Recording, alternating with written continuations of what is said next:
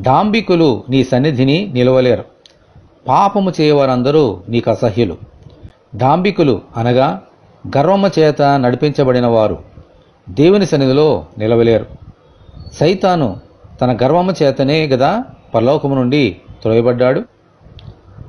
నెబుకద్నెజరు అనే మహాచక్రవర్తి దేవుని దృష్టికి తనకు తాను హెచ్చించుకున్న కారణమును బట్టి సింహాసనం నుండి దేవుడు అతనిని తొలగించి అడవిలోనికి పంపివేశారు.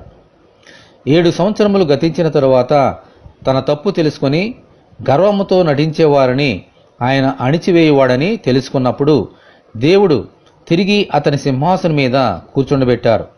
దేవునికి స్తోత్రము, హల్లెలూయా.